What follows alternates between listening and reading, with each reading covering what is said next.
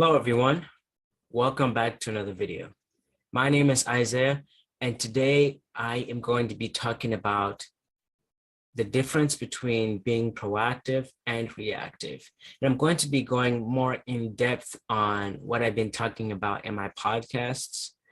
And I really like this topic because it relates so well to teenagers now, where some of them where it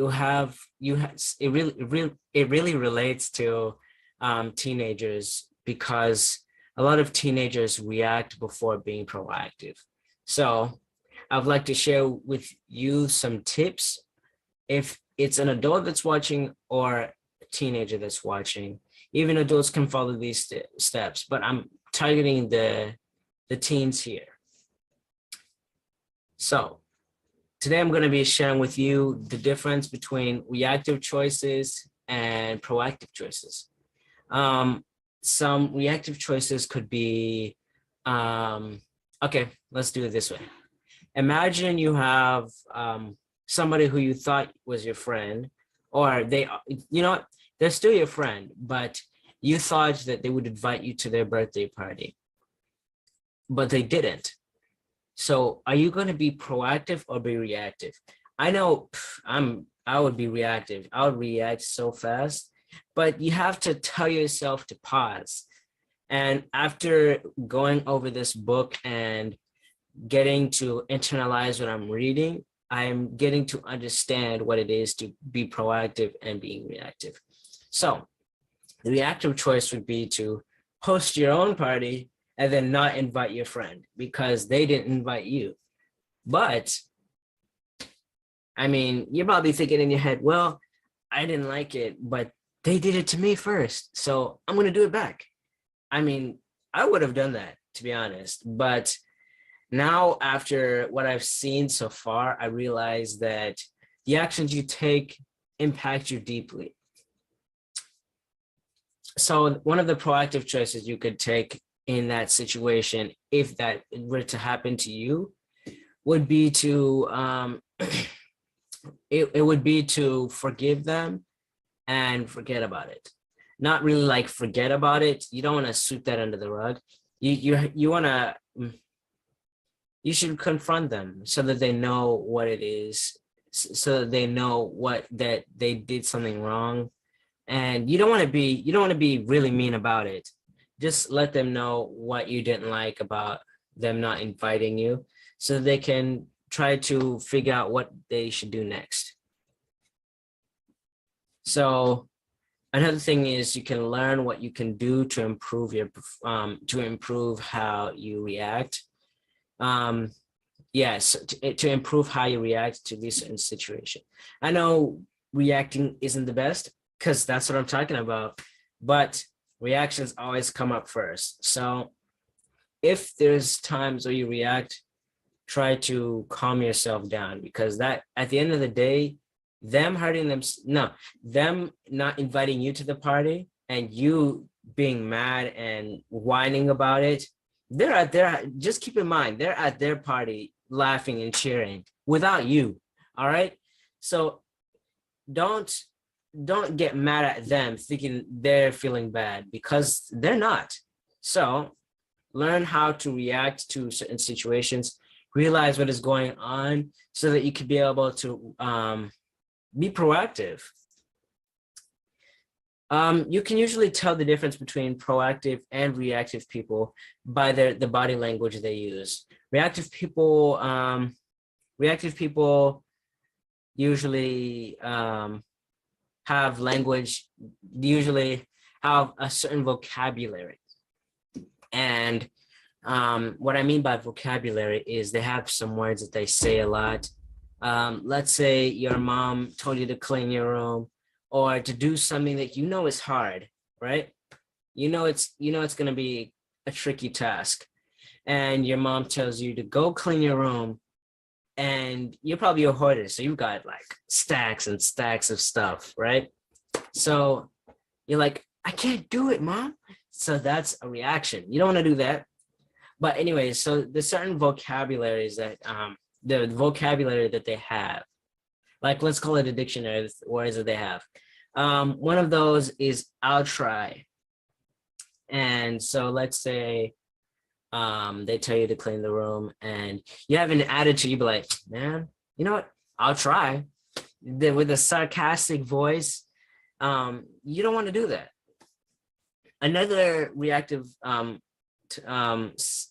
another reactive sentence would be, that's just the way I am, or I'm only human. I hear that one a lot and I don't like it. It's people make mistakes, but you blaming it on you being human is nah. You gotta own up to your mistakes. Don't blame it on you being human. Own up to your mistakes. Don't react and then try to blame somebody else. People do that a lot, especially teenagers. When they don't get what they want, they'll blame another.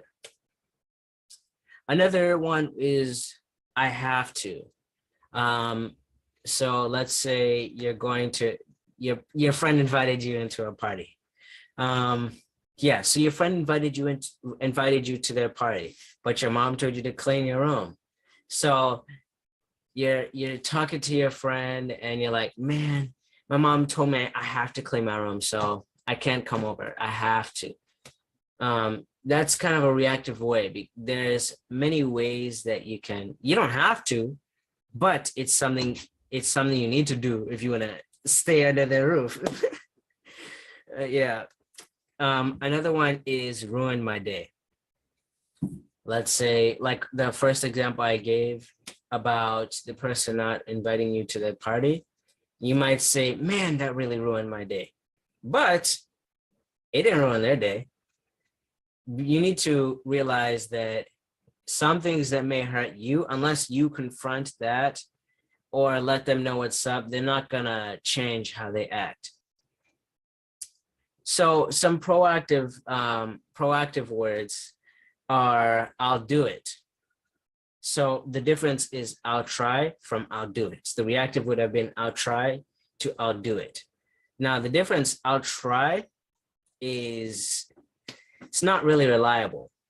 If you don't understand what I mean by reliable, I mean somebody will tell you I'll try, but you need to really understand that they might not do it. So I'll try is not the best vocabulary word to use, but I'll do it is a confirmed I'll do it.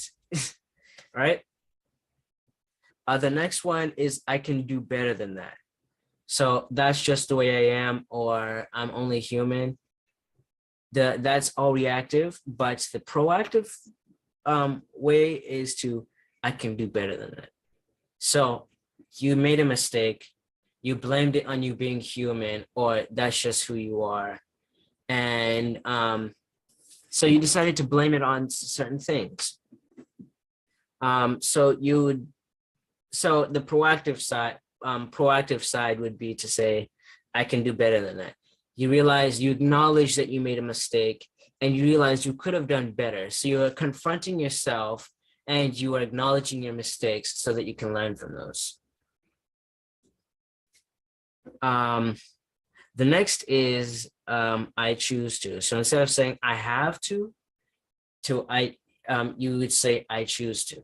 So instead of saying I have to clean my room, you could say I choose to clean my room because it's the right thing to do.